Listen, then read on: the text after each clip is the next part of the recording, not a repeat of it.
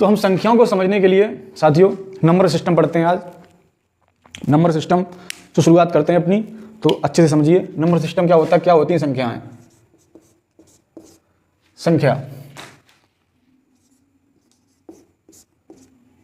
संख्याएं साथियों, संख्याओं के 3 प्रकार होते हैं।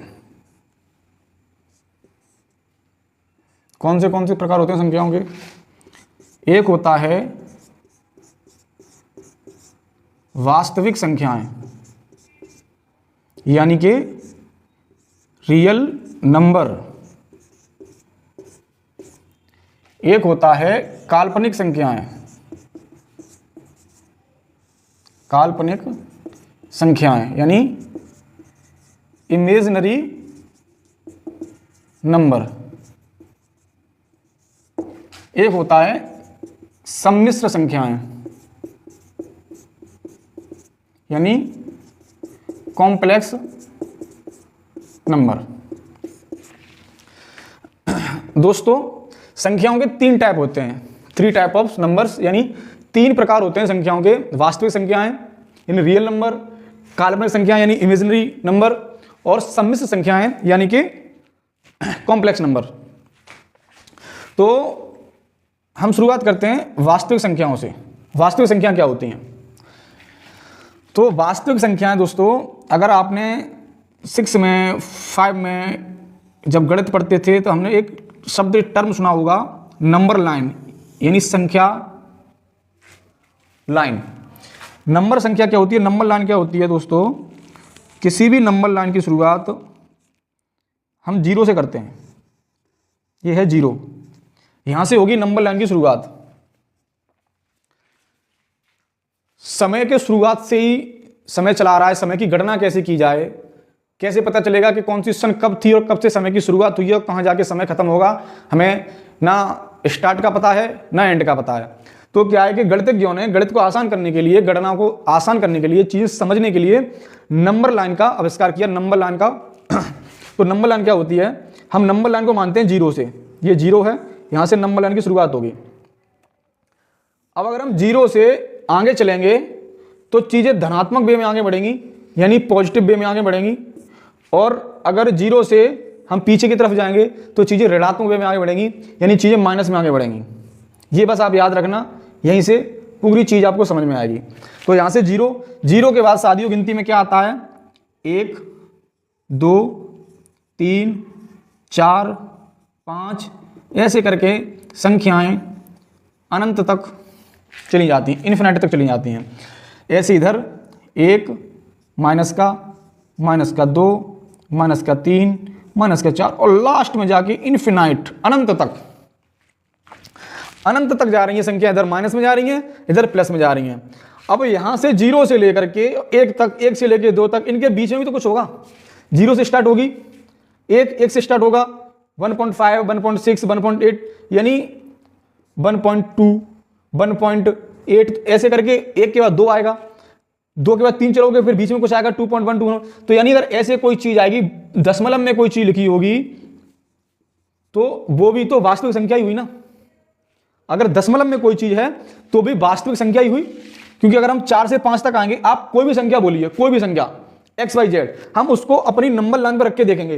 अगर हमारी नंबर लाइन पे वो आ रही है तो यानी वास्तविक संख्या है, और नंबर लाइन पर नहीं आ रही तो वास्तविक संख्या है ही नहीं। अब कुछ भी संख्या बताइए, कुछ भी संख्या बताइए आप, अगर यहां आएगी हम ढूंढ लेंगे, जैसा आप बताते हो 16, तो आगे देख लो, एंड ये मान के चलो आप 19.46, तो ये 5 है, आगे 20 तक 18 तक जाओगे, 18 के बाद 19 आएगा, 19 के बाद 19.4 फिर 20 आएगा।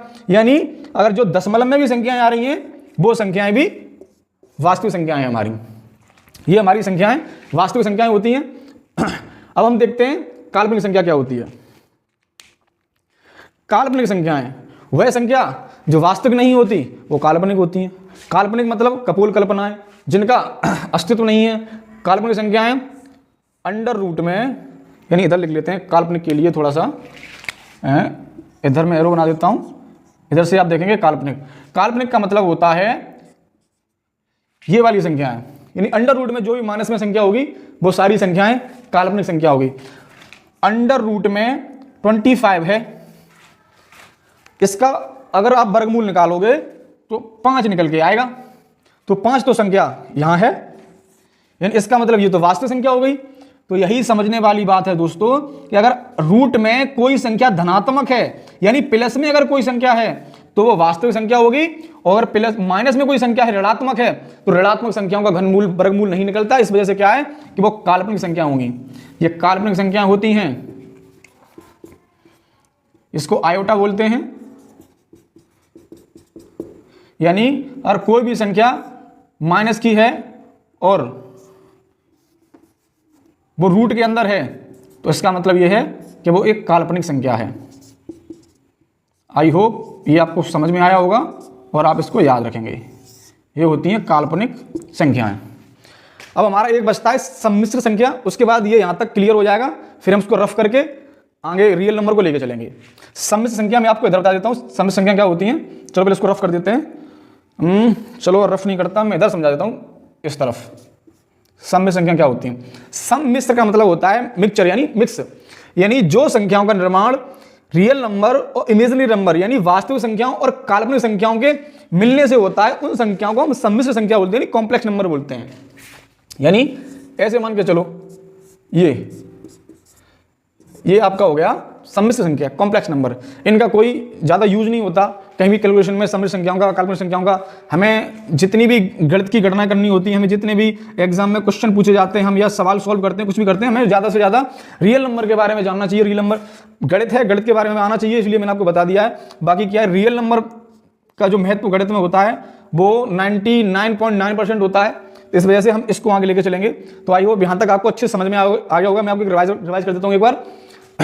गणित की शुरुआत होती है संख्याओं से। संख्या मतलब संख्या पद्धति, यानी कि नंबर सिस्टम। नंबर सिस्टम में जो संख्या है, संख्या 3 प्रकार की होती हैं। वास्तविक संख्याएं यानी रियल नंबर, काल्पनिक संख्या यानी इमेजिनरी नंबर, और सम्मिश्र संख्या यानी कॉम्प्लेक्स नंबर। वास्तविक संख्या क्या होती है ये मैंने आपको बताया संख्या लाइन पर कि 0 से प्लस को प्लस आगे की तरफ चलेंगे तो सारे धनात्मक नंबर होते हैं, और 0 से पीछे चलेंगे तो सारे नंबर ऋणात्मक नंबर होते हैं, 1 से लेकर के अनंत तक, और यहाँ 1 से लेकर के इधर अनंत तक। 0 बीच में होता है, ये होता है वास्तविक संख्या। काल्पनिक संख्या क्या होती हैं?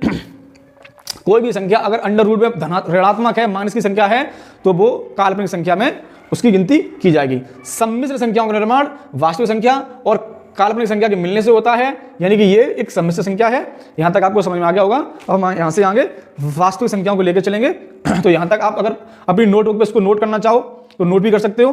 फिर इसके बाद हम वास्तविक संख्याओं के बारे में आपको आगे बताएंगे।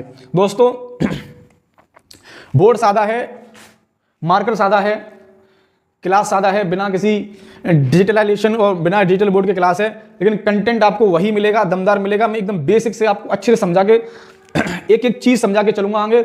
और आई होप अगर आप फैसिलिटी ना देखें, सिर्फ आप संसाधन ना देखें, कंटेंट पर ध्यान देंगे तो वाकई आपको चीज अच्छे समझ में आएगी। तो चलिए हम वास्तविक संख्याओं को आगे पढ़ते हैं। आप चाहें तो नोट कर लीजिए इतना।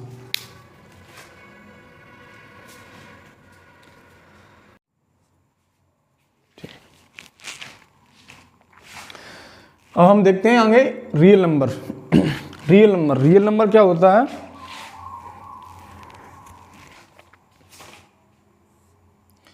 रियल नंबर के 2 टाइप होते हैं। रियल नंबर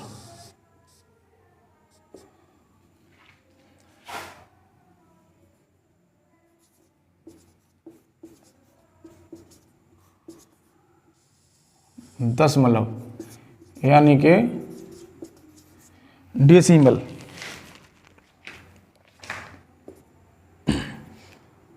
और होता है पूर्णांक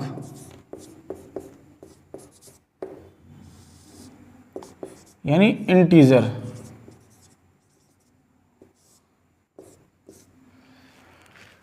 वास्तविक संख्याओं के आगे 2 प्रकार होते हैं, पूर्णांक और दशमलव। तो हम पहले दशमलव समझते हैं, उसके बाद पूर्णांक समझेंगे। दशमलव एक बड़ा टॉपिक है, तो यहाँ थोड़ा सा ब्रीफ कर देता हूँ, थोड़ा समझा देता हूँ। उसके बाद इसकी 1-2 क्लास आगे से लेके चलेंगे। क्या है कि इसका जो हम कैलकुलेशन समझेंगे, आगे जोड़ घटाव काट पीट सीखेंगे, वो डेसिमल का उसमें बहुत बड़ा योगदान होता है। तो हम डेसिमल को बहुत अच्छे से समझेंगे, इसलिए हम डेसिमल के बारे में मोटा मोटी जानकारी कर लेते हैं कि डेसिमल डेसिमल क्या होता है। तो दोस्तों डेसिमल के कितने प्रकार होते हैं तो आपको बताते हैं।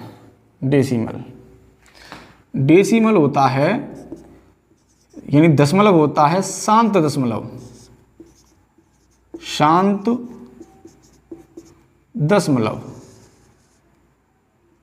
यानी टर्मिनेटिंग डेसिमल।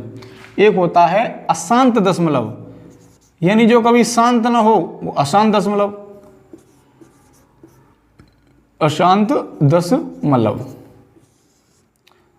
तो हम पहले शांत दशमलव देखते हैं कि शांत दशमलव क्या होता है। शांत दशमलव का मतलब है कि जैसे ये लिखा है 4 यानी 4.3 खत्म, यहां से आगे नहीं बढ़ रहा यानी शांत हो गया यानी आगे नहीं जा रहा। अब ये देखो 5.46 यानी यहां से आगे नहीं बढ़ रहा यानी एक जगह आके रुक गया यानी वो शांत हो गया। जहां रुक गया, जो संख्या जहां रुक जाती हैं दशमलव के बाद वो शांत दशमलव होता है। अब मान के चलो 6.3462 यहां आके रुक गया तो शांत दशमलव। जहां संख्याएं आगे जाकर के रुक जाती हैं वो दशमलव शांत दशमलव होता है। अब और ये होता है अशांत दशमलव। अशांत दशमलव क्या होता है, जहां जा अशांत दशमलव के 2 प्रकार होते हैं। मैं आपको अच्छे से बताता हूं पूरा। अशांत दशमलव क्या होता है, एक होता है जहां संख्या बार बार दोहराई जाती हैं और एक होता है जहां दोहराई नहीं जाती हैं।